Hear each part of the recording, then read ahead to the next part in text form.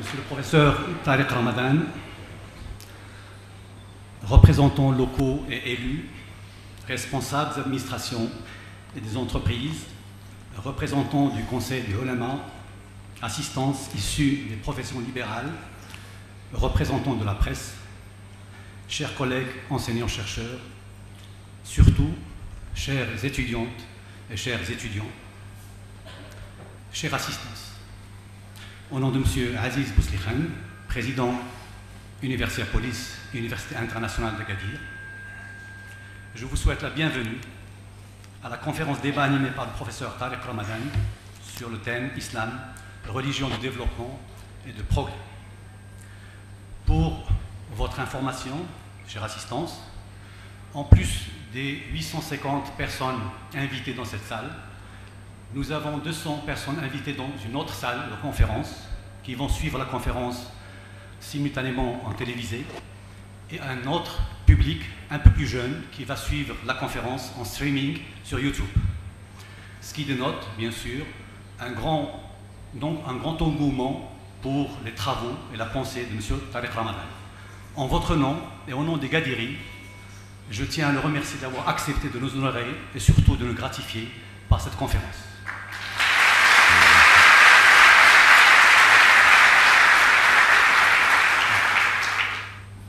Je sais que vous attendez M. Tariq Ramadan, mais le protocole veut que je prenne 30 secondes pour lire une biographie très sommaire de ses travaux. M. Tariq Ramadan est professeur d'études islamiques contemporaines à l'université d'Oxford.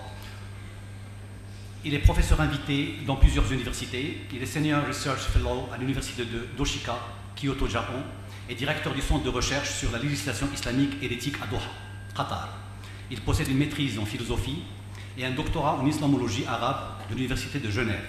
Il a suivi une formation intensive en études islamiques classiques avec des savants de l'université Al-Azhar au Caire et a obtenu 7 licences, 7 ijazat, dans 7 disciplines différentes.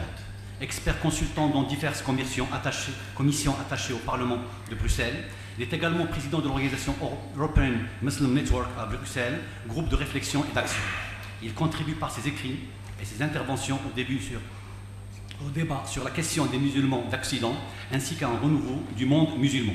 Il participe activement au travail associatif, aussi bien qu'académique, dans le domaine de la théologie, de l'éthique, de la justice sociale, de l'écologie et le dialogue interreligieux. Il est membre de l'Union mondiale des savants musulmans. Dernier livre paru en français, Islam, la réforme radicale, éthique et libération, en 2008.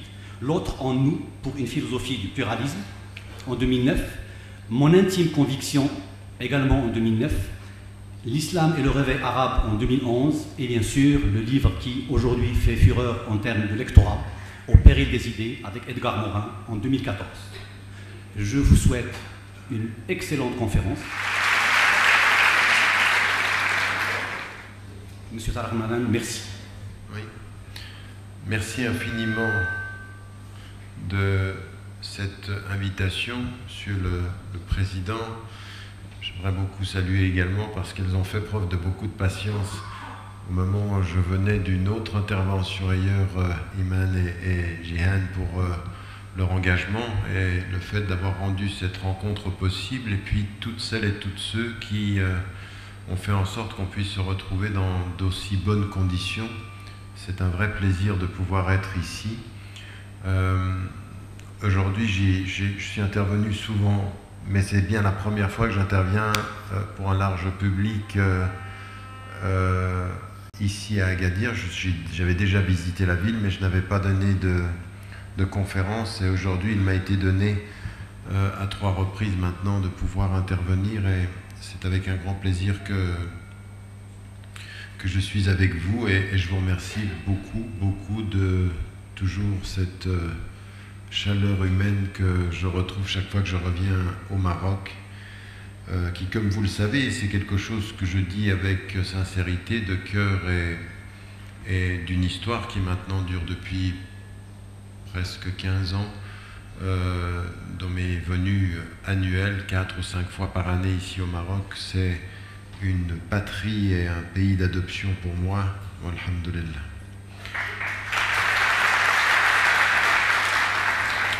Ce que je vais vous demander également, c'est pour les 50 minutes ou l'heure qui vient, de juste écouter et que on évite d'applaudir. S'il y a une idée qui vous paraît intéressante, enregistrez-la, je veux dire intellectuellement, et qu'on évite d'applaudir chaque fois que, encore une fois, nous sommes dans un cadre ou dans des conférences. J'ai toujours très peur. Vous savez, aujourd'hui, je le dis et je le répète parce que c'est une vérité aussi, le nombre des personnes qui viennent aux conférences ne m'impressionne plus. C'est plus une question de nombre, c'est aujourd'hui une question de qualité, une question de faire des conférences pour avoir du monde, ça va si j'étais chanteur, quoi. Oui. Mais c'est pas ce qui m'intéresse. Ce qui m'intéresse, c'est la réflexion et que finalement, c'est l'impact que ça peut avoir dans nos échanges, dans nos réflexions et dans nos vies. Et parfois, il faut changer le mode sur lequel on vient en conférence pour pouvoir en tirer la substantifique moelle, en tirer l'essence, en tirer la connaissance et ne pas transformer nos conférences en espèce de mode de l'époque moderne. C'est une petite réflexion entre parenthèses. Introduction aux 3 points sur ce sujet, qui est un sujet qui est intéressant dans sa formulation. C'est un sujet qui a été choisi par l'université. L'Universiapolis, ce n'est pas un sujet que j'avais choisi, mais dont j'ai aimé la formulation pour 2 raisons. La première des raisons, c'est que nous ne sommes pas dans une idée d'opposer 2 concepts ou 2 entités, l'islam d'un côté, le développement de l'autre, ou parfois il faut le faire pour pouvoir le dépasser, puis parfois il faut le dépasser pour ne pas avoir à le faire. Oui, d'aller directement. L'islam, qu'est-ce que c'est? Quand on comprend l'islam de l'intérieur, on s'aperçoit qu'effectivement c'est une religion, c'est une conception, c'est une référence qui porte véritablement profondément des notions de progrès, des notions de développement. Et donc la formule ici est une formule qui n'est pas dans la binarité, elle est dans la construction, la compréhension et l'analyse. Ça, c'est un premier élément. Le deuxième élément, c'est le sujet lui-même. C'est-à-dire que le sujet lui-même va nous pousser, nous tous qui sommes ici dans cette salle, à faire un double travail critique. Un travail critique par rapport à la façon dont nous comprenons nos références en tant que musulmans. Il faut faire ce travail critique. Mais de travail, quand je dis critique, ne le prenez pas de façon négative. Il y a des critiques qui sont négatives, puis il y a des critiques qui sont constructives.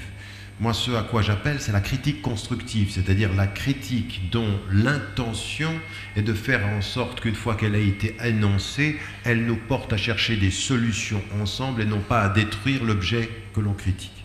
Donc c'est une critique constructive. Et c'est la même chose par rapport également à ce qu'on a comme notion en Occident du progrès ou du développement, de faire un travail critique, constructif donc, sur ces notions qui se sont installées partout dans le monde et dont on parle comme si elles étaient une évidence, le développement dans le tiers-monde, le sous-développement, les pays sous-développés, puis comme on n'a pas aimé trop de dire sous-développé, on dit en voie de développement, mais en fait on pense à la même chose. Oui. C'est une façon de dire les choses, mais aller vraiment dans la critique constructive. De quoi parle-t-on quand on parle de développement? Qu'est-ce qu'il faut ajouter? Et vous allez vous rendre compte que même dans les sociétés qui sont développées, industrialisées, avancées, vous avez de l'intérieur toute une pensée critique extrêmement intéressante qui a dit mais il faut questionner notre développement. C'est allé d'ailleurs jusqu'aux Nations Unies. De quoi parle-t-on quand on parle de développement?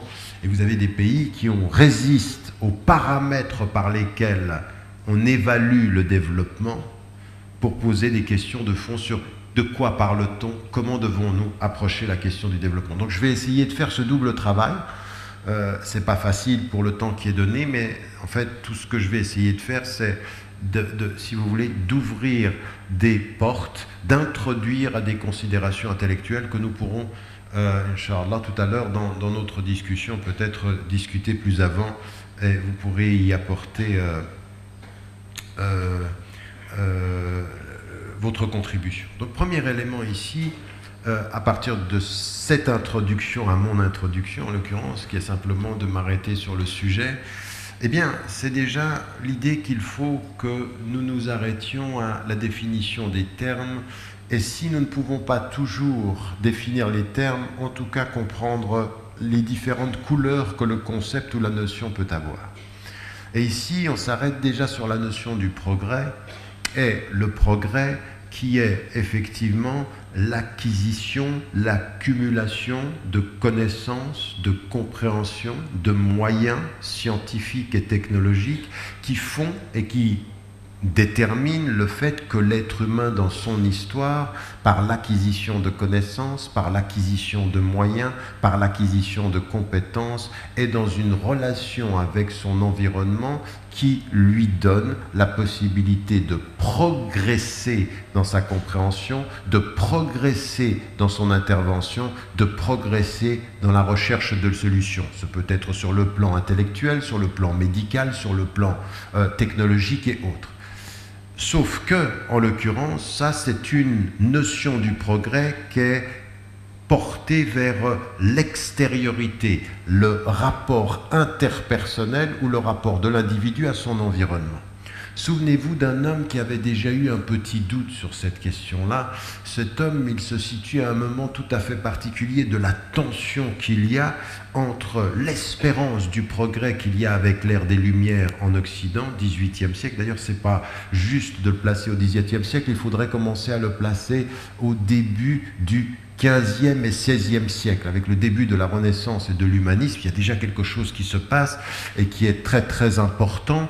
Et à un moment donné, quand l'évolution s'est faite, Baudelaire s'arrête et questionne la notion de progrès et dit le progrès de l'homme, c'est quand l'homme progresse et non pas quand il acquiert la technologie.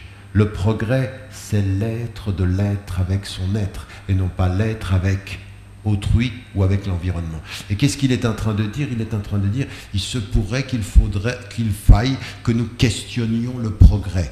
Qu'est-ce que vous dites quand vous dites progrès? Est-ce que c'est un progrès de l'individu? Est-ce que c'est un progrès de la conscience? Est-ce que quand j'acquiers de la conscience, je progresse? Ou est-ce que c'est que quand j'acquiers des moyens? Est-ce que le progrès se mesure aux moyens ou est-ce que le progrès se mesure à la conscience? Question éthique, question fondamentale, question de première importance, dans laquelle tous les êtres humains de toutes les civilisations sont embarqués. Ça n'est pas une question par laquelle on critique l'Occident, c'est une question par laquelle on se regarde en face du miroir de sa conscience et du miroir de son histoire. Toutes les civilisations. Et les musulmans comme tous les autres. Parce que souvent c'est une question qu'on pose à l'Occident parce que c'est toujours la question facile des dominés aux dominants.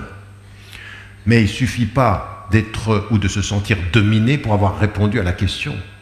Il y a des dominés aussi obsédés par le progrès de la matière et de l'avoir que ceux qui les dominent. Oui ?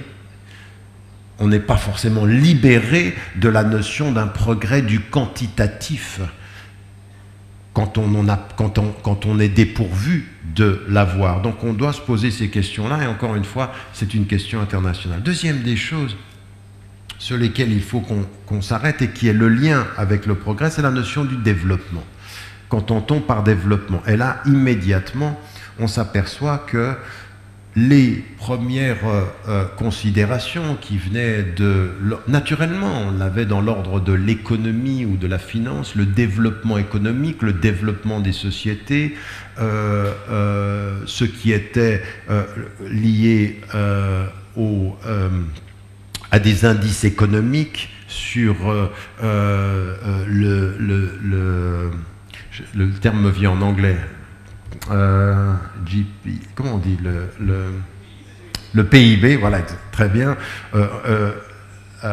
Quand on a ces éléments-là, c'est sur la balance commerciale, sur le revenu par tête d'habitant, etc.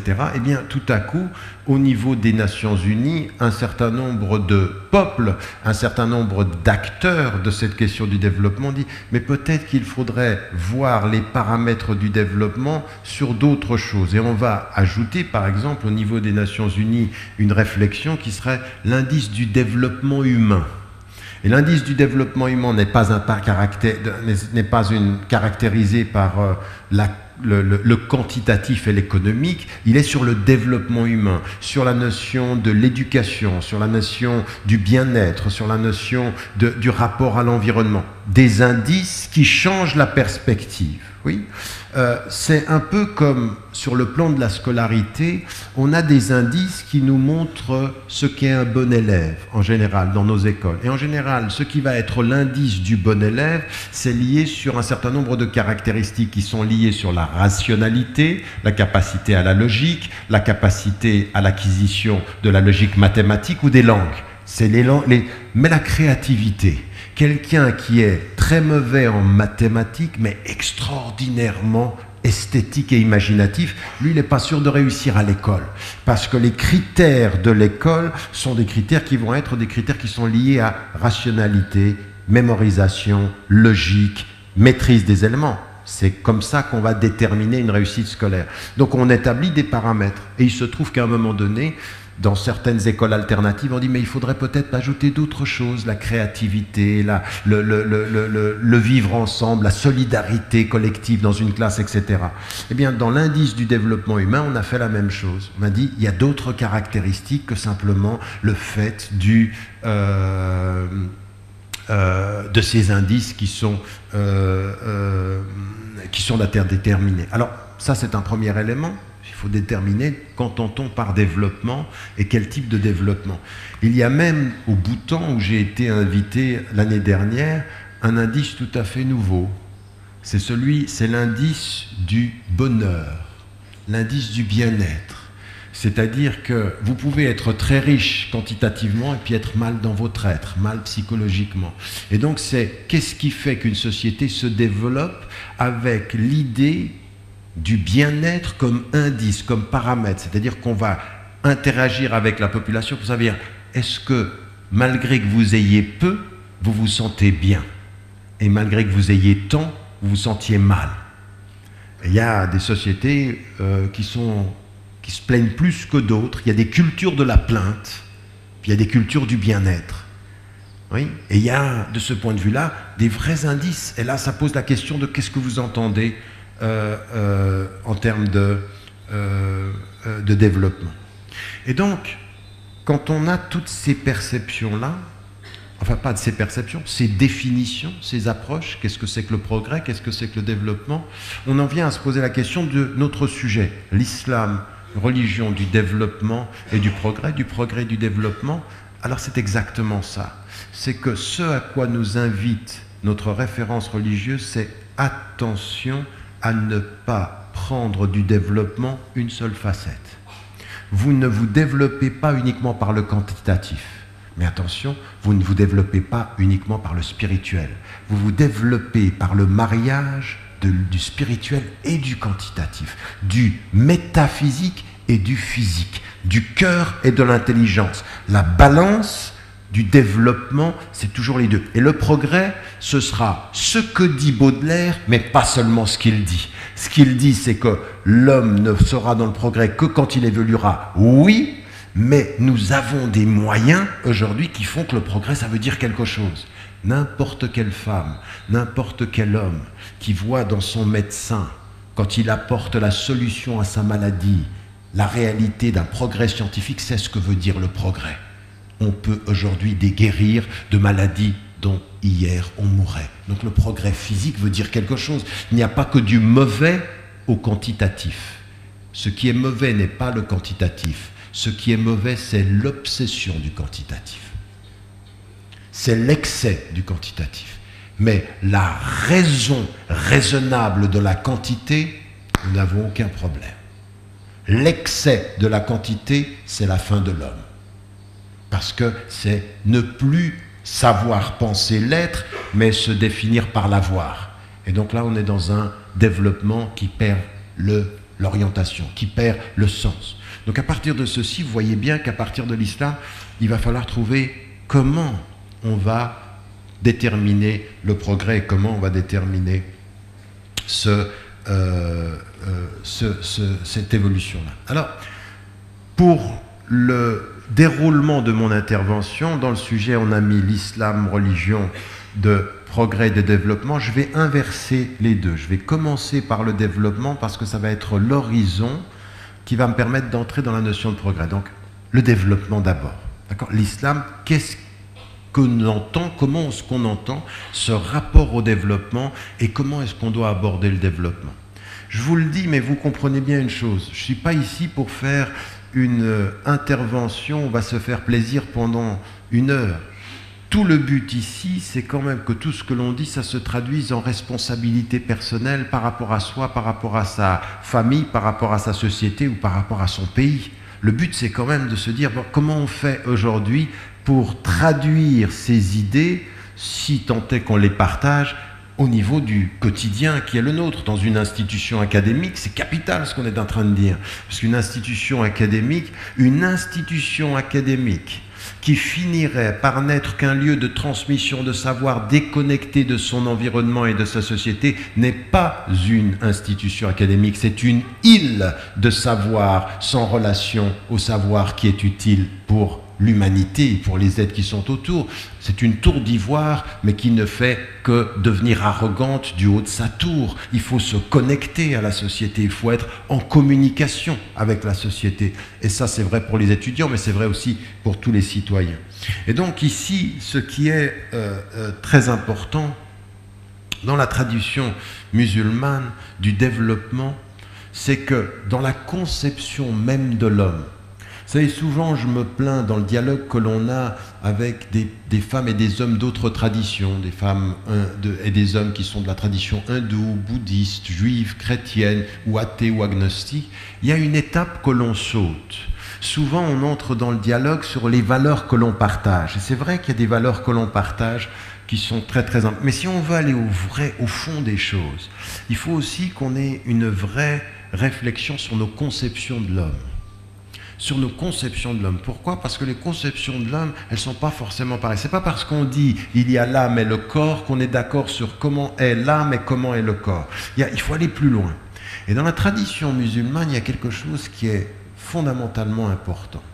Dans notre conception de l'homme, de tous les hommes, il y a 2 choses.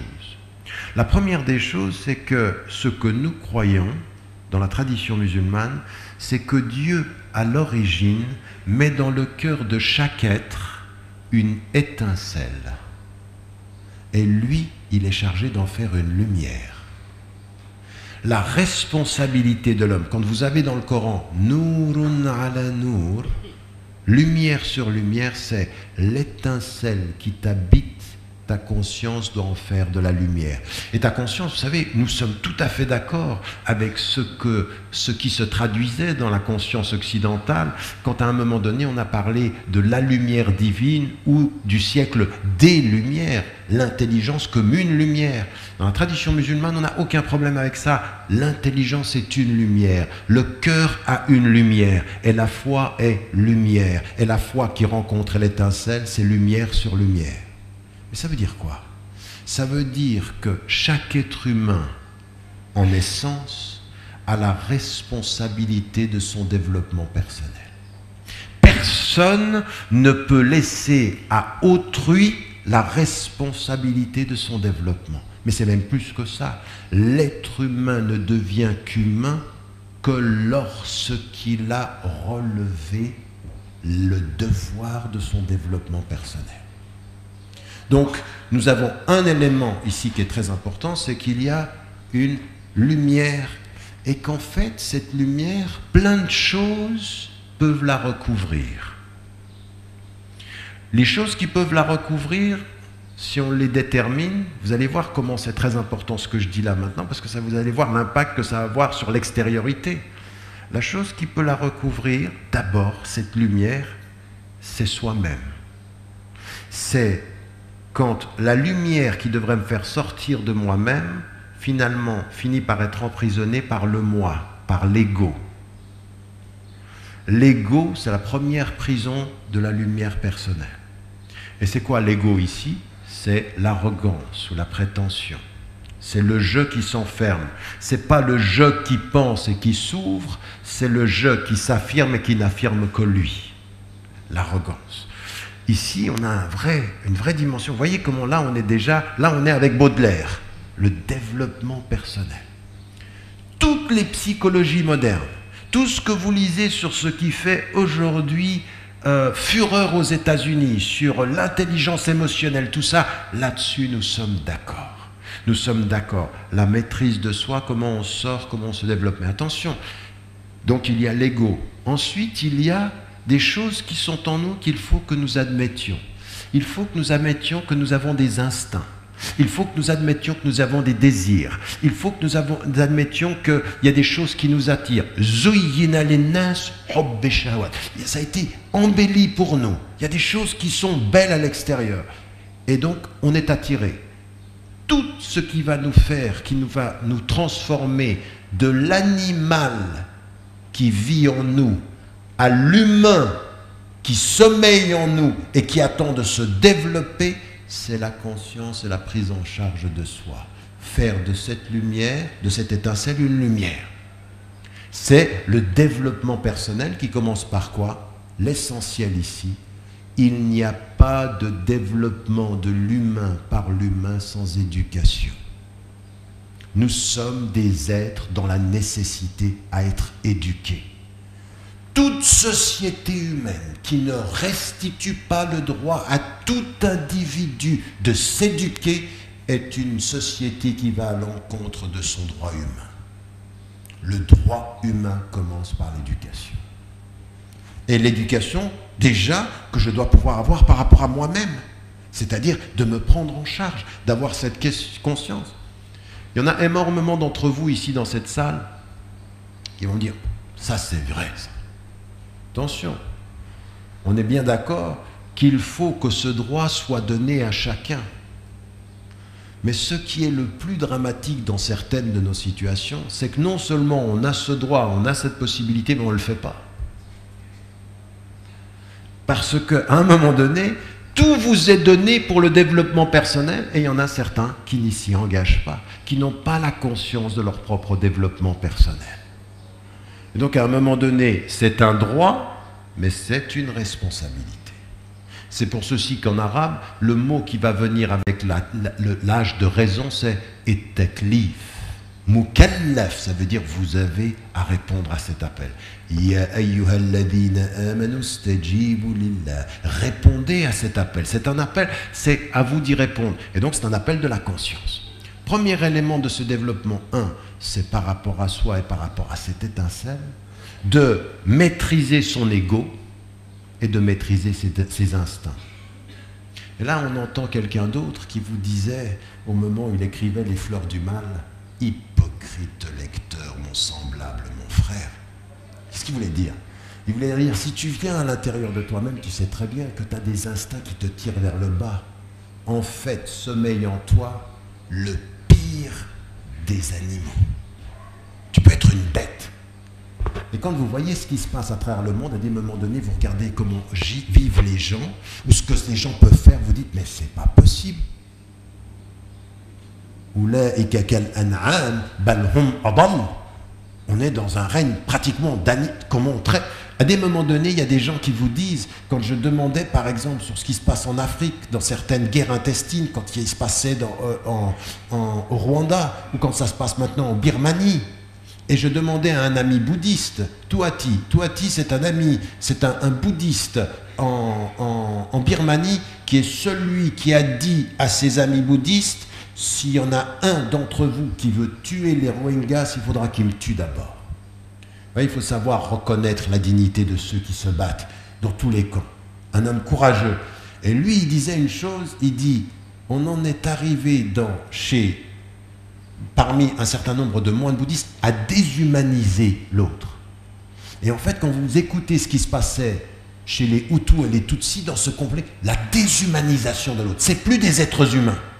Donc c'est une bête qui réagit. Donc vous avez la postulation vers la bestialité, et puis vous avez la postulation vers la grandeur.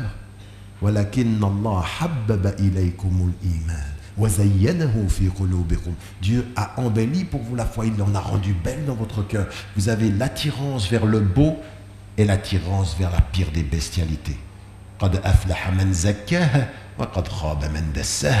Celui qui va se laisser aller à ça, il va se perdre. Et celui qui va se faire cet effort d'éducation pour s'élever, lui, il trouve la lumière. Ça, comment ça s'appelle? Le développement de la conscience personnelle. Et si vous voulez une société qui va vers son développement, il faut qu'elle passe par l'éducation des individus, au moins à une chose, les rendre responsables d'eux-mêmes. Leur autonomie individuelle, prenez-vous en charge. Et ça veut dire ceci, que la première des choses, c'est ce que je n'arrête pas de dire aux musulmans partout où je les vois, arrêtez avec la mentalité de victime.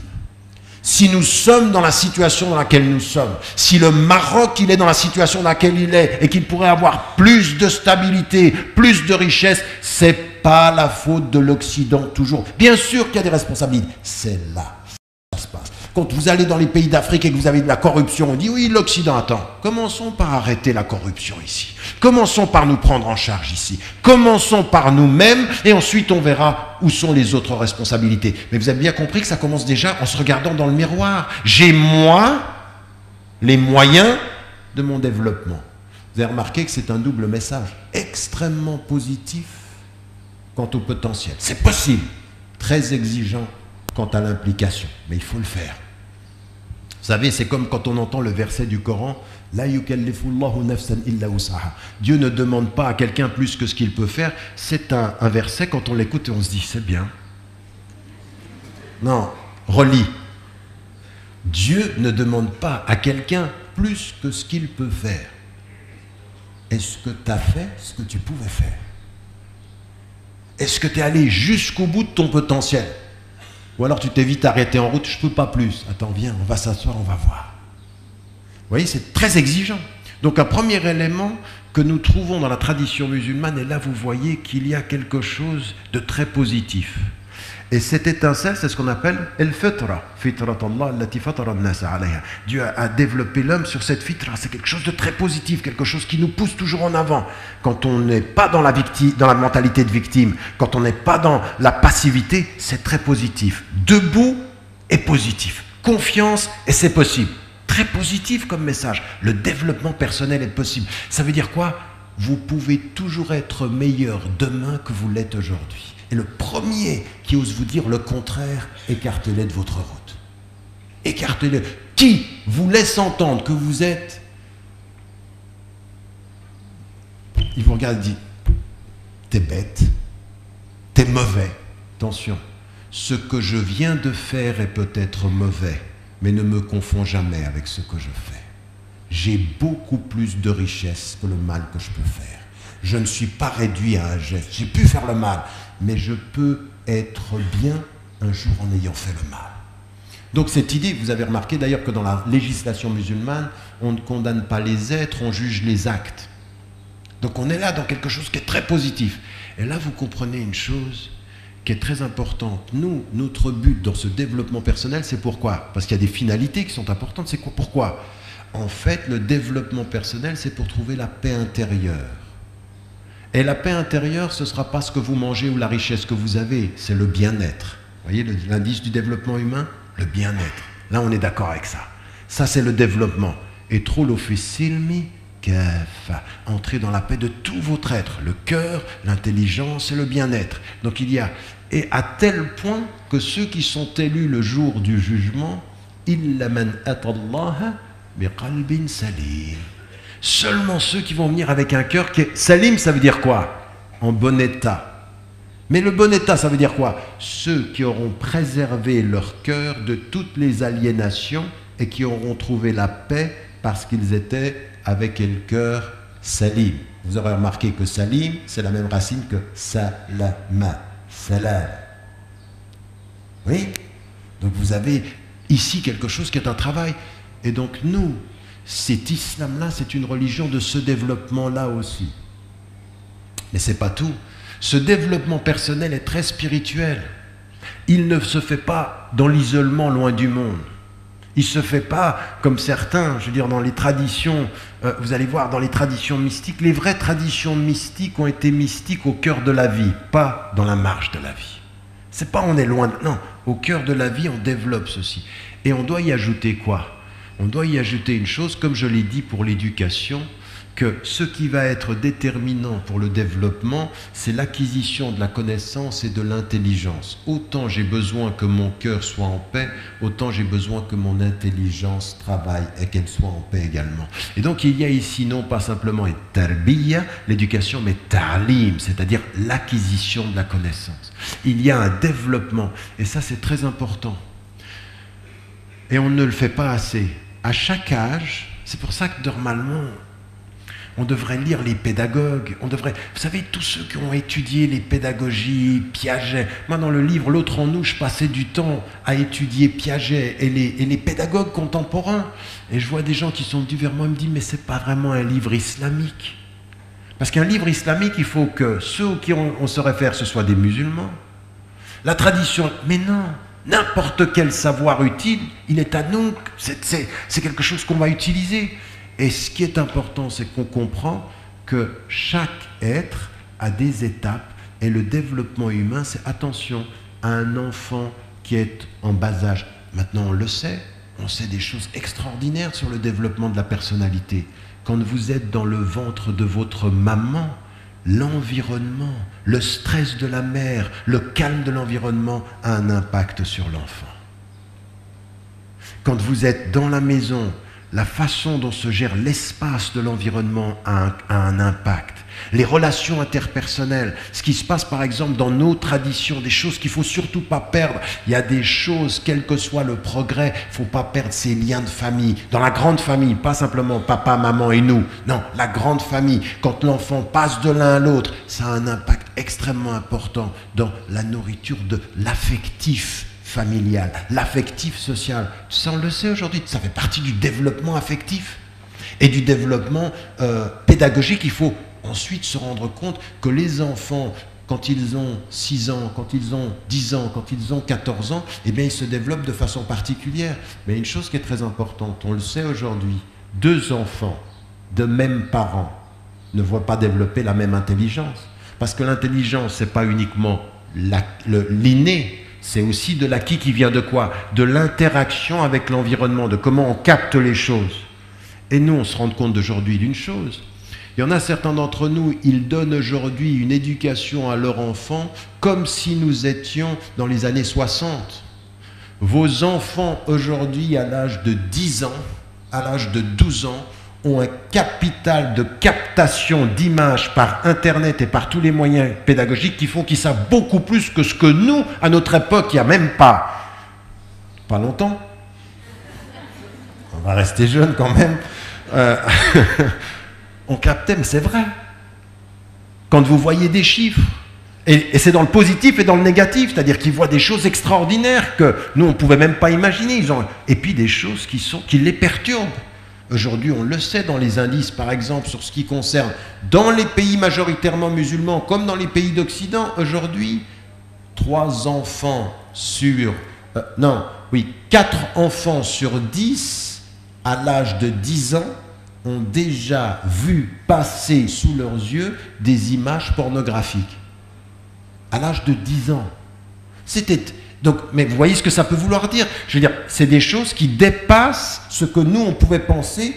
Mais en même temps, ils voient des choses sur le monde, des choses sur la terre, que nous, on ne pouvait même pas imaginer. Donc, il y a un potentiel positif et il y a un potentiel perturbateur. Quand vous êtes dans le développement et que vous développez une intelligence, il faut tenir compte de ça. Le développement tient compte du contexte et il doit adapter les moyens de l'éducation au contexte. Et si vous pensez qu'à Agadir, parce que vous êtes à Agadir dans le sud, et puis que vous êtes loin et que vous êtes protégé, vous n'êtes pas au courant de ce qui se passe dans votre salon. Parce que la télévision, parce qu'Internet, ça ramène, c'est des choses qui sont réelles. On est parfois plus protégé, mais tout ça, c'est des communications. Et encore une fois, comprenez bien, ce n'est pas que du négatif, mais ça veut dire que dans le développement, il faut tenir compte du contexte. Donc notre tradition musulmane, elle nous dit ceci, elle nous dit il faut développer les êtres et il faut de ce point de vue-là faire un travail qui est le développement personnel, puis ensuite le développement de la connaissance et ce développement-là, il est particulièrement important. Autre chose qui est fondamentale dans le développement, toute société qui pense que de son développement personnel, l'homme, puis ensuite le développement par la connaissance, va pouvoir relever le défi du développement collectif et qui n'aurait pas compris qu'il n'y aura pas pour aujourd'hui et demain de développement social sans un développement concomitant et concerté des femmes et des hommes, n'ont rien compris. Rien. Rien. Il n'y a pas d'avenir de société sans l'acceptation triple du développement personnel des femmes comme du développement personnel des hommes, du développement intellectuel, rationnel et dans l'engagement par rapport au savoir des femmes comme des hommes et de l'engagement au développement des sociétés aujourd'hui.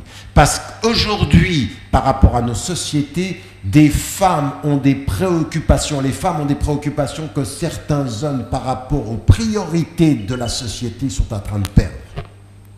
Sont en train de perdre par cette espèce, et c'est pour ceci qu'il faut qu'ensemble on ait un projet de développement social. Aujourd'hui, toutes les statistiques doivent faire taire tout le monde. D'abord, les nouvelles connaissances en neurosciences qui laisseraient entendre que les femmes sont plus émotives, moins que les hommes. Arrêtez avec ça. Ça n'existe pas, tout ça c'est faux. Aujourd'hui, en matière de résistance émotive à l'environnement, les femmes sont plus fortes que les hommes. D'ailleurs, le vrai, même du point de vue coranique, le vrai maillon faible de tout le système, c'est l'homme qui est le plus faible. Sinon, expliquez-moi pourquoi dans le Coran, Hunna libasun lakum wa antum, il commence par Hunna libasun lakum. Elles sont une protection pour vous, et vous, c'est elles d'abord qui vous protègent. Des fois que vous l'auriez oublié. Non, mais non, regarde. Non, ça c'est facile.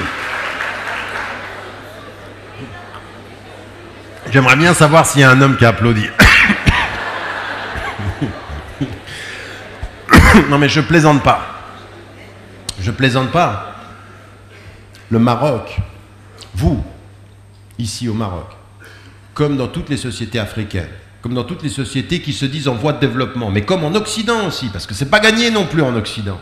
Aujourd'hui, on a des vrais problèmes sur les questions des salaires, sur la question de la présence sociale, sur la question même du rapport à la maternité. Il y a des vrais problèmes. On doit continuer cette dimension de la présence féminine et du développement ensemble des femmes et des hommes.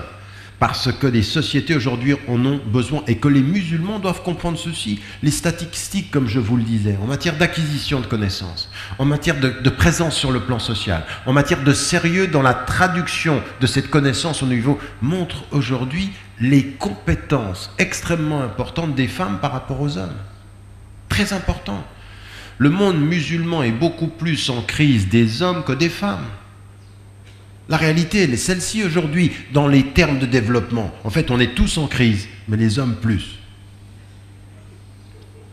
Parce que beaucoup de choses changent. Parce que le développement change, parce que l'autorité d'hier dans la tradition change. Alors après, on peut rêver que ça revienne comme dans le passé, mais l'islam ne nous dit pas de rêver le passé, il nous dit d'assumer le présent et de changer l'avenir.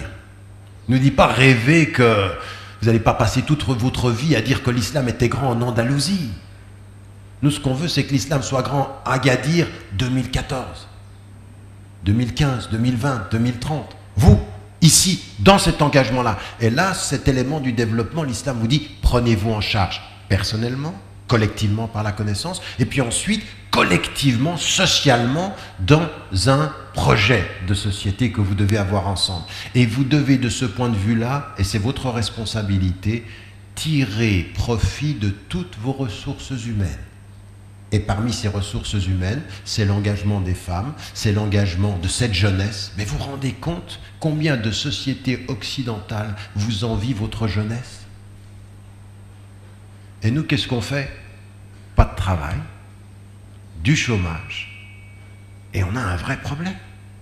C'est-à-dire que le potentiel humain est passé par pertes et profits. Parce qu'on manque de créativité sur le plan social et sur le plan politique, sur le plan du développement collectif. Mais la stimulation du développement, c'est la compétition positive avec des autres. Parce que nous sommes comme ça, les êtres humains, même avec Dieu, on est dans le commerce. Oui, c'est l'imam El-Nawawi qui disait ça, j'ai rappelé. Et puis j'ai rappelé le verset là tout à l'heure cet après-midi. Ya ayyuhalladhina amanu hal adullukum ala tijaratin tunjikum min adhabin alim tu'minuna billahi wa rasul. Qu'est-ce que ça veut dire? Est-ce que je vais, ô vous qui portez la foi, est-ce que je vais vous indiquer un commerce qui va vous sauver? C'est que vous croyez en Dieu et en son prophète et que vous donniez de votre être et de vos biens et de vos personnes. Ça, on le connaît, le verset. Qu'est-ce que ça veut dire? Ça veut dire que nous sommes comme ça. Nous sommes dans un rapport, on fait avec l'idée qu'on va en recevoir quelque chose. Après, dans le développement personnel, on fait par l'amour de ce que l'on fait ou de l'amour de celui pour qui on le fait. L'amour, c'est un degré supérieur de ceux qui ont dépassé le commerce pour être dans l'amour et la tendresse. Ils ne le font pas. C'est des étapes comme ça. C'est même dans le don. Parfois on donne et on attend les remerciements, puis parfois on donne et on n'attend plus les remerciements. Il y a quelque chose de supérieur dans le don libre. Mais penser qu'on est tout le temps dans le don libre, ça n'existe pas. Nous sommes des êtres humains. Maintenant, on est dans la compétition et vous entendez « Walau sha'Allah la ja'alakum ummatan wahada ». Il nous aurait fait, si Dieu avait voulu, il nous aurait fait une seule communauté. « Walakin liyabluwakum fima atakum fastabiqul khayrat ». Dieu va vous mettre à l'épreuve dans ce qu'il vous a donné. Soyez dans la compétition du bien. Le développement, c'est aussi une compétition du bien. C'est-à-dire qu'on voit d'autres sociétés avancer. On avance, on est dans cette compétition. Il faut transformer la diversité culturelle, la diversité des nations en compétition pour le bien. Transformer ceci. C'est-à-dire, ça veut dire quoi? Pour pouvoir se transformer en bien, il n'y a pas de développement sans curiosité. La curiosité de l'autre. Comment je vais savoir qu'il a fait bien? Ben, je dois être curieux, je dois étudier. Mais si je ne lis que ce que c'est les miens qui ont fait, des livres écrits par des musulmans, pour des musulmans, entre nous, pour nous, eh bien comment je voulais que je sache ce que les autres ont fait? Je vais stabekul khayrat. Oui, c'est comme ceux qui disent, moi je suis ouvert et ils restent toujours entre eux. C'est une ouverture qui n'a pas de sens. C'est pour ça que maintenant vous entendez l'autre verset de Surat Al-Hujurat qui dit Ya ayyuhan nas, inna khalaqnakum min dhakarin wa untha wa ja'alnakum shu'uban wa qaba'ila lita'arafu. Nous vous avons constitué en nation et en tribu pour que vous entreconnaissiez. La connaissance, c'est quoi? Aller chercher le bien, aller comprendre comment les gens pensent, prendre le bien. Au lieu de s'asseoir et de regarder les méfaits de l'Occident vis-à-vis de nous, pourquoi ne pas étudier les bienfaits de l'Occident pour lui? Non, nous on fait le contraire. Tous les défauts, on les prend et toutes les qualités, on ne les étudie pas. En matière scolaire, en matière artistique, en matière... énormément de choses. Les bienfaits d'une civilisation pour elle. Pourquoi on ne les étudie pas? Pourquoi on se place toujours dans la position de la victime et on dit « Ah ben, il nous exploite ». Ben, évidemment, le dominant, par définition, va essayer d'exploiter ceux qui sont dominables ou exploitables. C'est ce que disait Malik Ben Ali. Il dit on a été colonisé, ben oui, parce qu'on était colonisable. Ah ben oui, je veux dire, le problème c'est pas eux, c'est quand même nous. Je veux dire, si tu n'es pas colonisable, tu ne seras pas colonisé. Et si tu n'es pas, en mauvais français, dominable, ben tu ne seras pas dominé. Donc à partir de ce moment-là, il faut que nous on comprenne que le développement passe par la confiance et aller chercher la connaissance. Oui, c'est-à-dire l'autre. Donc il y a le développement personnel de l'individu, puis ensuite il y a la connaissance et la quête de connaissance, et puis ensuite il y a par rapport à ceci toutes les ressources humaines chez nous, hommes, femmes, la jeunesse, et puis ensuite il y a le positif de l'autre. Quand l'autre nous interpelle et qu'il nous montre par son développement des pistes de développement. Il n'y a aucun mal à aller chercher ce qui fonctionne dans une autre ère de civilisation, dans une autre société, et de le prendre pour nous si on le met dans notre univers, avec nos références. Il n'y a aucun problème, on n'est pas obligé de reprendre les choses telles qu'elles sont là-bas. Et il ne faut pas confondre, les moyens là-bas peuvent avoir de nouvelles finalités ici, on peut les utiliser. Quand, par exemple, les moyens techniques, les moyens technologiques, à nous de donner des finalités aux choses qu'on peut prendre pour nous.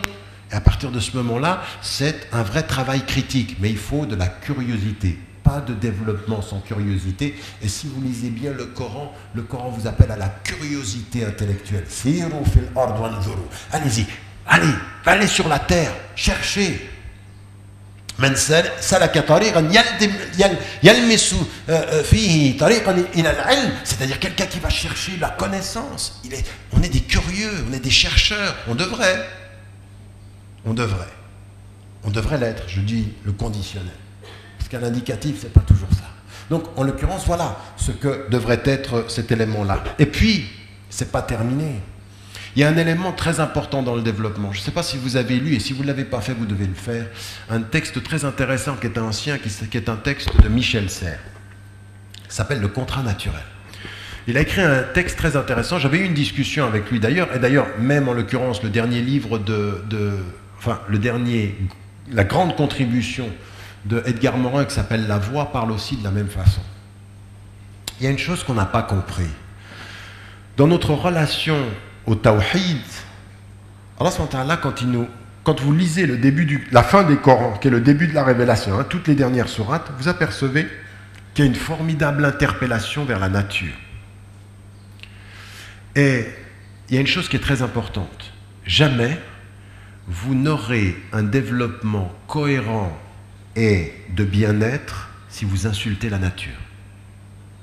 Si vous transformez les animaux, si vous les maltraitez, il n'y aura pas de bien-être et il n'y aura pas de développement. Pour deux raisons. D'une part, du point de vue spirituel, parce que vous ne respectez pas la création de Dieu. Vous savez que quand même, vous vous rendez compte de ça, qui est une formidable réponse à tous ceux qui ont pu utiliser l'argument des dommages collatéraux. Quand on est au 7e siècle, le prophète qui dit, dans une situation où la guerre vous est imposée, parce que la guerre, ce n'est pas quelque chose qu'on propose, c'est une dimension qui s'impose à nous quand nous devons survivre. Il dit, quand vous avez à résister, vous ne touchez pas aux femmes, vous ne touchez pas aux enfants, vous ne touchez pas aux religieux, vous ne touchez pas aux arbres fruitiers. Vous ne touchez pas à la nature. Elle ne vous a rien fait. Même le contraire. Sans elle, vous n'êtes rien. Sans la nature, vous n'êtes rien.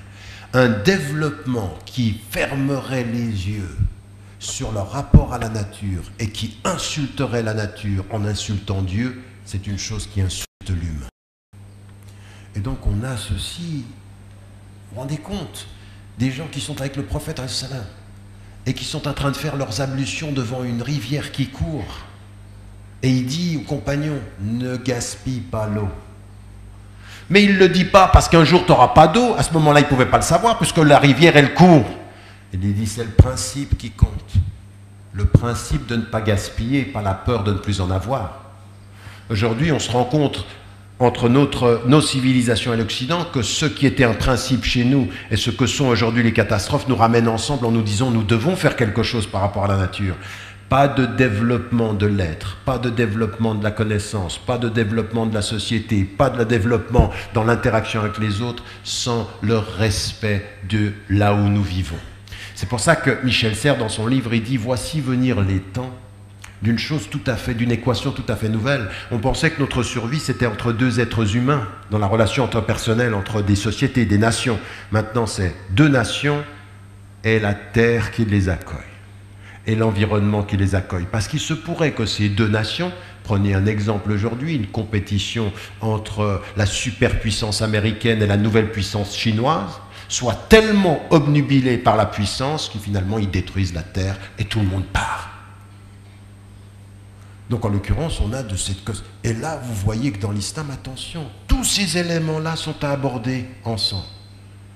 Tous ces éléments-là sont abordés ensemble. Mais je vais vous dire une chose, si vous regardez aujourd'hui les nouvelles consciences en Europe qui se réveillent, dans les mouvements qui sont des mouvements qui sont liés à l'écologie ou plus généralement dans les populations, eh bien on est d'accord là-dessus. On se rend compte que des mouvements se rencontrent et que sur cette question-là, oui, l'islam nous appelle au développement, mais un développement qui ne perd pas de vue les finalités. Et ça m'amène à ce qui va m'amener à ma conclusion, qui est, à partir de là, comment aborder la question du progrès. Le progrès dans cette notion du développement, dans cette façon. Mais j'aimerais bien que vous compreniez une chose, pour vous d'entre vous qui êtes majoritairement musulmans, mais vous n'êtes pas simplement musulmans ici, il y a des personnes qui sont d'autres traditions, mais vous qui êtes majoritairement musulmans, ce qu'il faut qu'on comprenne, c'est que ce que le monde attend de nous aujourd'hui, ce n'est pas des musulmans qui passent leur temps à se justifier, mais on est gentils, on n'est pas des terroristes, on va tuer personne. Mais il y en a marre de ça. Ça va pour les populistes, ça va pour les racistes. Mais nous, il faut qu'on dépasse ça. Aujourd'hui, ce que le monde conscient attend de nous, c'est notre contribution à ces questions-là. C'est des vraies contributions à ces questions du développement personnel, à la question de vraiment comment est-ce qu'on va aborder l'éducation et l'enseignement. Une vraie contribution sur le développement des hommes et des femmes dans la société. C'est ça notre contribution. Aujourd'hui, il faut qu'on se réveille. Encore une fois, pour contribuer, il faut déjà se réveiller. Il faut déjà s'engager dans cette voie-là. Et nous sommes malheureusement beaucoup trop passifs. Vous savez, j'ai beaucoup dans ma vie, quand j'enseignais dans l'enseignement secondaire, quand j'étais très jeune, je me suis beaucoup occupé de jeunes qui étaient dans la drogue. D'ailleurs, je dis souvent, et je disais ça à mes chouyours en Égypte, quand je faisais les ijazat, là, je disais, mais moi j'ai eu un cheikh. Un cheikh qu'il avait, quand je l'ai rencontré, il avait 16 ans. Il est mort à 19. C'est un cheikh au sens où il m'a énormément enseigné de ma religion. Il n'était pas musulman, c'était un jeune, c'était un drogué. Et il m'a énormément appris. D'ailleurs, c'est à ce moment-là que j'ai écrit des textes comme prof où j'ai dit « ils m'ont appris ». C'est-à-dire pas ce que je leur ai appris, mais ce qu'ils m'ont appris. Et lui, je voyais à un moment donné une chose que j'ai beaucoup rencontré dans les personnes qui sont en crise. C'est-à-dire qu'à un moment donné, dans ces situations, quand il était drogué, quand il n'était pas bien, quand il me parlait, parce que son père était parti, un jour sa sœur m'appelle et je me retrouve, j'ai écrit ça dans mon intime conviction, il s'appelle Thierry, ce garçon. Et je suis allé à l'hôpital et il avait frappé sa mère. Et toute sa formulation intellectuelle, c'était toujours de dire « c'est eux, je suis leur victime ». Oui, c'est-à-dire qu'à un moment donné, la justification de son état de drogue, c'était « voilà ce qu'on me fait, voilà ce que je subis ». C'était pas complètement faux, mais c'était pas complètement vrai. Mais c'est une tournure d'esprit. À un moment donné, le fait d'éviter ses responsabilités pour justifier le fait qu'on ne les prenne pas. C'est un trait psychologique qu'on voit chez des adolescents, qu'on voit chez des gens qui sont dans la drogue ou qui sont dans l'alcoolisme ou qui sont dans des crises psychologiques profondes. Ben, quand vous voyez ça au niveau collectif, oui, des sociétés, vous apercevez que la conscience musulmane contemporaine vit une crise du même type. Pas qu'on est drogué, mais qu'on n'assume pas. Mais qu'on trouve des prétextes à nos propres... Vous voyez, cette tournure d'esprit qui systématiquement, à tel point que certains d'entre vous viennent vers moi, et vous savez pourquoi ils m'aiment bien? Parce qu'en fait, je transforme au niveau télévisé leur propre crise intérieure en « oui, donne-leur ». Vous croyez ce que je veux dire? Il leur donne. Il répond, il me défend. Mais pour que je te défende, il faut que tu aies senti que tu étais accusé. Pour que tu aies besoin d'un quelqu'un qui te représente, c'est que tu sens que tu es peut-être démuni. Et là, on touche quelque chose de très profond. Et ça, je pourrais vous le dire, à des moments donnés, quand certains viennent vers moi, je dis, mais tu sais, on t'aime beaucoup. Des fois, on a envie de prendre la personne et de dire, assieds-toi. Pourquoi tu m'aimes d'abord? Quelles sont les raisons de ton amour? Ah, j'aime bien comme tu réponds. Est-ce que tu leur dis? Vous voyez? Là, il y a un problème. À un moment donné, je représente le problème. Je suis la personnalisation du problème. Ce problème psychologique-là. Qui est, il leur répond. Mais à qui? C'est qui? C'est eux. C'est ceux qui ne nous aiment pas. C'est ceux qui disent ça. Mais à partir d'un certain moment, on ne s'en sortira pas comme ça. On ne se sortira pas de cette posture qui attend de représentants qui leur répondent. Il faut qu'on se questionne avant de leur répondre. Il faut qu'on se prenne en charge avant d'être dans cette position. Vous voyez, ça, il faut sortir. Le premier problème que nous avons à notre progrès personnel et intellectuel, c'est nous, de ce point de vue-là. C'est soit l'ego dans l'arrogance, soit l'ego dans le sentiment d'impuissance. Et on se dit, on n'y arrive pas. Voilà ce qu'ils pensent de nous. Et donc là, c'est un élément qui est important pour se sortir déjà. Et après, ce que ce monde, nous, ce que nous devons attendre de nous-mêmes, c'est notre contribution. Et ce qui nous est dit par rapport à notre religion, c'est que nous avons un rôle de témoin. Et je ne cesse de le répéter, quand je rencontre un athée, quand je rencontre un agnostique, quand je rencontre Edgar Morin ou d'autres sur la route, j'ai fait 5 livres de dialogue. Je n'ai pas arrêté dans ma vie de dialoguer.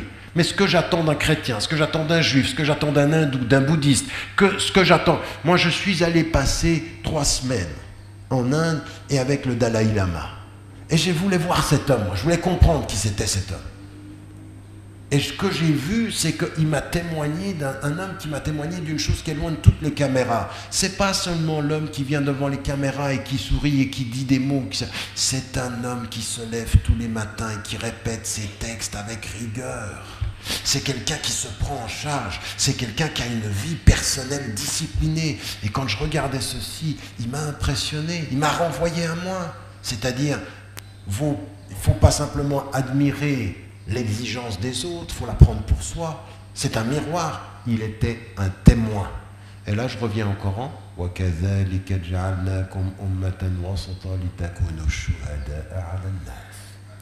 Nous vous avons établi comme une communauté pour que vous soyez des témoins.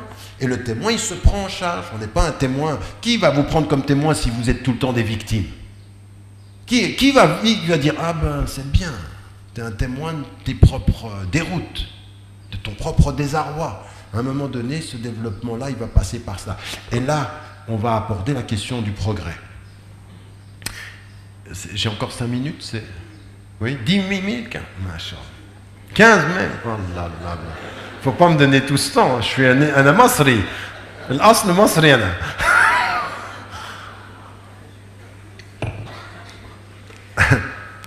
Rapidement, dans la question des sciences, ce que je disais, dans le développement, comment on va faire pour marier cette première idée du développement avec les moyens que nous avons? Eh bien, premier élément, accepter, développer, valoriser les sciences en ayant toujours le souci de leur finalité. Nous acceptons et nous promouvons le progrès scientifique toujours avec le souci pourquoi. Nous posons la question du pourquoi, la finalité. Et là encore, je rencontre énormément de gens sur le terrain, des professeurs, des enseignants, on est tous d'accord là-dessus. Il faut que le savoir pose les questions des finalités. C'est pour ça que nous avons du fond des âges le prophète qui dit « Allahumma nas'aluka ilman nafi'a » Nous te demandons un savoir utile, c'est-à-dire qui questionne les finalités. Bon, vous voulez aller sur Mars, pourquoi? Vous êtes en train de construire des drones, pourquoi? Vous êtes en train de construire des drones, par exemple. Moi, j'ai vu des appareils extraordinaires, extraordinaires. C'est des appareils où ils sont téléguidés à distance, ils s'approchent des animaux, ils restent avec l'animal, les tigres, les lions, et ils peuvent permettre une analyse de comment vivent les animaux dans leur biotope, c'est-à-dire extraordinaire, des moyens techniques au service de la connaissance. Et puis, il y a d'autres choses. Il y a des drones sans pilote, pilotés depuis la Californie, qu'on envoie de l'autre côté de la Terre, et l'autre, il est devant son écran, et il tire. Il joue. Certains de ceux qui sont derrière l'écran ont 25 ans, et ils tirent. Il dit, mais c'est ça le progrès? Non, ce progrès scientifique-là, c'est pour ça que ce que nous a dit Einstein un temps, ce que répète Chomsky aujourd'hui, et tous des gens qui sont aujourd'hui au cœur du système américain, au cœur de l'Europe, aujourd'hui, on a des vraies consciences qui se disent on ne peut pas continuer comme ça, on ne peut pas faire de la guerre un jeu d'enfant derrière un écran et on tue. Il faut questionner les finalités. Pourquoi? Pourquoi des milliards pour autant d'appareils de destruction? Pourquoi investir autant pour nous détruire? Quel est l'objectif? Quelle est la finalité? Et là, de ce point de vue-là, mais quand vous voyez, là on peut, parce que vous pensez que je suis en train de critiquer peut-être les États-Unis et l'Europe. Non, attendez, mais tous les États du Golfe, nos pays, majoritairement musulmans, des milliards, pas d'argent pour l'éducation, des milliards pour tuer. Pas d'argent pour éduquer, des milliards pour détruire. Il y a un problème. Après, vous voulez être témoin de quoi en tant que musulman? Qu'est-ce que vous avez apporté au monde quand vous ne mettez pas l'argent dans l'éducation des hommes, mais dans des instruments, même des fois vous ne les utilisez pas. Vous savez qu'il y a des milliards pour acheter des appareils qui n'ont pas été utilisés par les pays du Golfe et on repaye des milliards pour les détruire et en acheter des nouveaux. Ah ça c'est vraiment... Et vous regardez le degré d'éducation au niveau des peuples, ce qui se passe dans les pays africains, 1/10 de cet argent mis dans les armes qui soit impliqué dans l'éducation et vous faites autre chose. Et en plus, si on le comprenait en Occident, parce que moi ce que je dis en Occident, au lieu de mettre des frontières naturelles ou des frontières symboliques autour de l'Europe parce que vous voulez plus d'immigrés, mettez de l'argent dans les pays d'origine pour faire rester les gens. Le secret de l'immigration, c'est que, moi je suis désolé, si vous ne m'offrez rien dans un pays, ma dignité c'est de partir. Bien sûr que je vais partir. Est-ce que je vais rester ma vie durant à essayer de survivre? Qu'une politique nationale de développement ici. Mais qui va l'aider? Qui va la faire là, de ce point de vue-là, on a un vrai problème. Donc, notre contribution, la célébration des sciences et des savoirs, mais toujours dans les finalités, le savoir utile. Et là aussi, ça veut dire que des fois, on fait des choix. On ne va pas s'engager dans toutes les expériences scientifiques. Et là aussi, c'est une démarche qui est très importante. Ensuite, il y a toute cette affaire des technologies. Alors j'ai rencontré des musulmans très littéralistes, on ne veut pas de télévision, on ne veut pas d'internet, on ne veut rien. D'accord, et pour eux, c'est souvent haram. Même que des fois c'est très contradictoire. La télévision est haram, mais l'avion c'est halal. Parce que si vous comprenez la technologie, je veux dire, si les moyens techniques sont haram, il faut être logique. Donc, de ce point de vue, il faut aussi qu'on comprenne que même dans les questions technologiques, il faut qu'on prenne et qu'on mette de l'éthique. Un jour, j'avais été interpellé par Serge Latouche, qui est un économiste, et qui me disait « Mais tu rêves, toi. Si tu penses que les produits technologiques aujourd'hui peuvent avoir une nouvelle éthique avec... Non, ils sont constitués pour être eux-mêmes contre l'éthique que tu appelles. » Et il parlait de la télévision. Il me dit, tu peux avoir une télévision, elle sera marginale, la télévision éducative. La grande télévision de masse, elle sera aliénante. Mais ça, c'est des vraies questions. Il faut se poser la question de comment on gère ce rapport à la technologie. Mais là aussi, il faut qu'on questionne les finalités, mais qu'on aille jusqu'au bout. La technologie qui tue, il faut la questionner. Moi, quand on vient vers moi et on me dit la première bombe nucléaire islamique au Pakistan, je dis attendez, arrêtez, parce que là, il y a une contradiction dans les termes. Une bombe nucléaire islamique, parce qu'une bombe, ça peut être islamique. Tu tues islamiquement, et ensuite, tu as des dommages collatéraux. C'est pas possible. On ne peut pas entrer là-dedans. Donc à un moment donné, il faut se saisir dans la conscience. Mais là, vous qui êtes ici aussi, vous êtes des citoyens, mais à un moment donné, ces voix citoyennes, il faut qu'elles soient entendues, il faut qu'on ait une vraie réflexion critique. Il faut qu'on ait des jeunes qui soient des étudiants, des intellectuels qui s'expriment. Il faut développer ces pensées. C'est ça la contribution aujourd'hui, à partir de nos références. Mais montrer que la singularité de nos références n'empêche pas l'universalité du propos. La singularité de nos références n'empêche pas l'universalité du propos. Parce que tout ce que je viens de vous dire ici, c'est quelque chose qui est audible partout. C'est tellement audible que souvent en France, on est obligé de dire que j'ai un double discours pour faire en sorte que ce ne soit pas audible. Parce que sinon, ça s'écouterait. Et dire, ah non, attention, l'homme est très dangereux. Il ne pense pas ce qu'il dit. Ah, je ne sais pas ce que je pense. Si je parle sans penser ce que je dis, je ne vous le dirai pas à vous. Ou alors vous êtes avec moi, vous êtes dans le double discours aussi. Bienvenue dans le club des doubles discours, double audition. Mais vous vous rendez bien compte que là, ce discours-là, il a une universalité. Mais on ne veut pas le dire pour plaire, mais pour se responsabiliser. Donc ça, c'est un élément, et ça m'amène à un vrai travail que nous avons à faire dans le progrès par rapport à la technologie, de s'y engager. Et ça, quand vous venez dans les références musulmanes, vous apercevez que c'est un grand encouragement. Toutes les questions qui sont liées au progrès dans les questions du « Inna Allah ya'muru bil 'adl », la justice sociale, la notion d'égalité, le fait qu'aujourd'hui nos sociétés, dans le développement et dans le progrès, doivent aujourd'hui développer un vrai travail contre tous les racismes, même les racismes normalisés, qui font qu'aujourd'hui, quand vous regardez la télévision, le sang de certains Africains du Sud n'a pas l'air de vouloir la même valeur que le sang de certains autres plus riches du Nord ou d'ailleurs. On a une chose qui est inacceptable, et là aussi, dans ce progrès de notre rapport à l'égalité des hommes.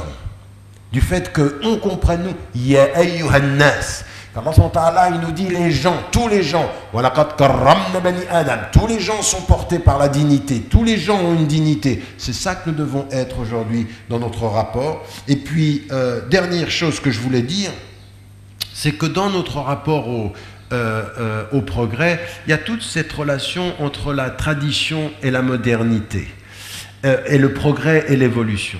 Et là, il faut aussi qu'on soit balancé, c'est-à-dire qu'il y a des choses de la tradition, il faut absolument les garder. Il y a des choses dans le rapport aux parents, le rapport aux grands-parents, il faut garder ça. Le rapport à la générosité, le fait que vos portes sont ouvertes, ça il faut le garder. Quand le monde moderne fait que notre temps se rétrécit et notre générosité se recroqueville, il y a quelque chose qui ne va pas. Et donc il faut résister à l'ère de ce progrès qui fait que nous diminuons nos relations sociales. Nous sommes dans une ère de l'information ou de la connexion avec moins de communication. Nous sommes connectés et moins communicants. J'entends au sens humain. Et ça n'est pas possible. Ça ne peut pas être. Là, il n'y a pas de progrès. Et c'est là où on vient poser quelque chose qui est le bien-être. La conscience musulmane contemporaine a délaissé toute la réflexion sur le bien-être. Social, familial, culturel et artistique. Nous ne savons plus cultiver le beau. Nous ne savons plus la poésie. Nous ne savons plus la musique. Alors je sais qu'il y a des savants qui disent la musique c'est haram. C'est une opinion, elle n'est pas la seule. Il y a 1000 autres voix qui se font entendre et qui disent il y a une musique qui vous élève, il y a une musique qui vous honore, il y a une musique de l'univers, il y a une musique que l'homme peut développer, qui est une musique qui fait que quand vous l'écoutez, vous vous élevez. Et cette musique-là, elle est bienvenue. Cette musique-là, elle est prière. Cette musique-là et cette poésie-là, elle est prière. Le prophète n'a pas rejeté tous les poètes, mais celui qui est venu vers lui avec ses bons mots, il a enlevé sa cape et lui l'a mise en signe de reconnaissance. Tes mots sont beaux, la beauté vient du divin, car Dieu est beau et il aime la beauté. Il faut que nous célébrions ça. Ça fait partie du développement, le développement artistique, le développement de tous ces éléments-là sur lesquels nous devons beaucoup travailler. Et donc, vous l'aurez compris, un vrai travail sur les origines de nos références, un rappel de ces principes dont nous parlons, les objectifs que nous devons ne pas perdre de vue, et en toutes circonstances, de l'origine au rappel et aux objectifs, le défi le plus difficile pour l'humanité est toujours l'équilibre. Rester équilibré, c'est le plus grand des djihad. Mais vous m'avez bien compris, parce que certains disent « Eh, t'as vu, il a fini le texte avec le djihad ». Djihad, au sens que ça a en islam, la résistance à ce qu'il y a de pire en nous et la réforme pour ce qu'il pourrait y avoir de meilleur. L'équilibre, c'est ça. Le pire, c'est le déséquilibre en nous et le meilleur, c'est l'équilibre et l'harmonie. Que Dieu nous aide, Inch'Allah. Assalamu alaikum wa rahmatullah.